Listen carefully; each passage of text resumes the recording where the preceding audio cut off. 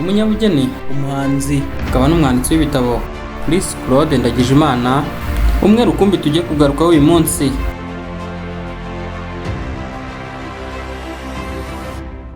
Ni mwene Ngirinshuti John ndetse na Mukamusoni Rose. Avuka mu muryango w'abana 7, abahungu 3 ndetse n'abakobwa 4. Mu 1989 mu kwezi kwa gatandatu ku itariki 6 nibwo Chris Claude yabonye izuba. Avukira aho ari muri prefecture ya Butare, komine Nyabisindu, ubu akaba ari mu karere ka Nyanza mu majyepfo y'u Rwanda. Yakuze akunda gukina umupira cyane ku buryo yari afite n'inzozi zo kuzaba umukinnyi ukomeye cyane. Gusa nanone uko yagendaga akura niko ibyo gukina umupira w'amaguru byagendaga bimuvamo, birangira ahinduye yagiye mu gukina ibindi, aho yatangiye kujya akina volleyball, basketball n'ibindi. Yize amashuri abanza kuri Ecole Primaire Nyanza A, akomereza yisumbuye mu cyiciro rusange Tronc Commun Groupe Scolaire Saint Jean Bosco mu karere ka Nyamagabe. Akaba ari nawe yavanye amanota amwemerera gukomeza icyiciro cyisumbuye cy'amashuri makuru Advanced Level, aho yayize muri Ecole Secondaire du Saint-Esprit de Nyanza, akaba ari mu karere ka Nyanza n'ubundi. Aha naho akaba atarahatinze kuko byaje kuba ngombwa ko ahindura ikigo, arangiriza amashuri ye kuri Collège Saint François Xavier Abebo Nyamata.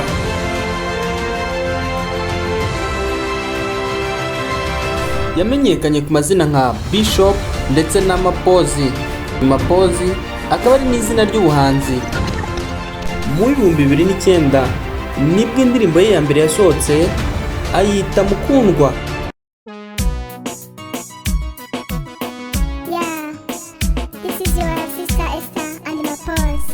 Ni indirimbo nziza, indirimbo yuzuyemo amagambo meza y'urukundo nawe wakwishimira kumva. Nk'uko mwabyumvishe, akaba yarayisohoye ku bufatanye n'umukobwa bita Esther, Your Sister Esther. Kuri ubu iyi ndirimbo ikaba iboneka kuri channel yitwa Mapoklo. Mapoklo ni channel yonyine ushobora gusangaho iyi ndirimbo.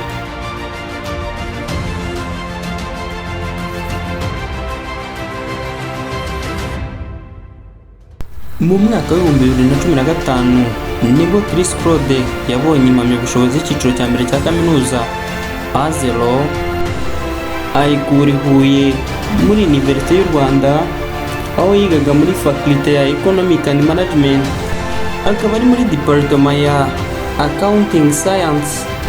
Akirangiza kaminuza yakoze professional internship y'amezi 6 muri Rwanda Revenue Authority, akora muri department ya Decentralization in Taxes.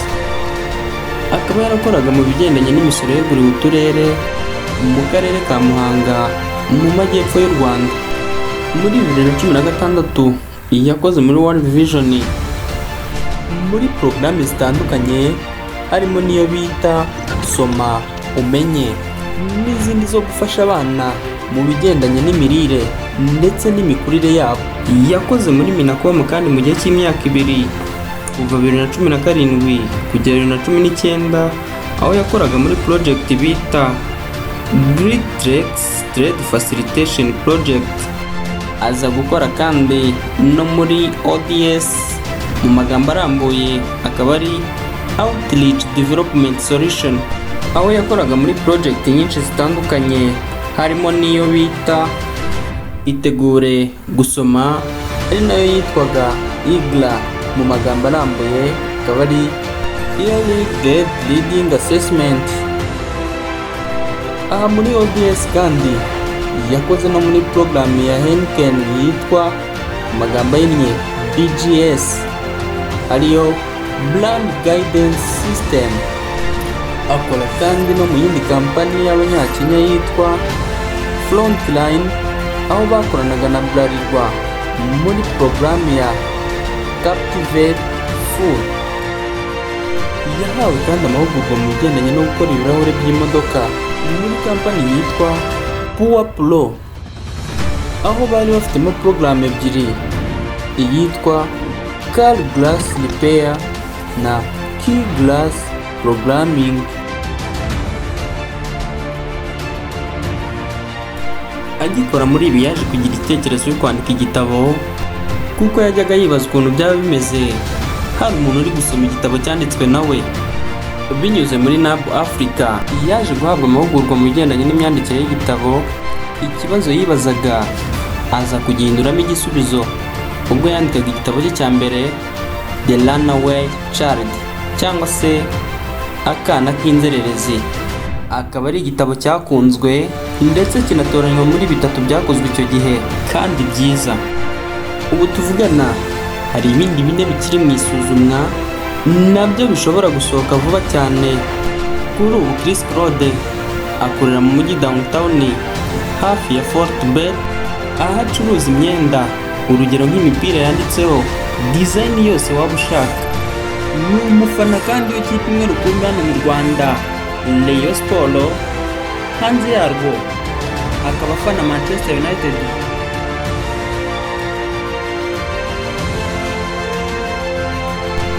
Kola subscribe, like, share ndetse na comment. Usangize inshuti zawe ibiganiro byacu. Ukunze ibiganiro byacu kandi twandikire cyangwa duhamagare kuri nimero ziri muri description. Mwakoze kubana nanjye ya Radio Donation Zirungu. Ndabashimiye cyane.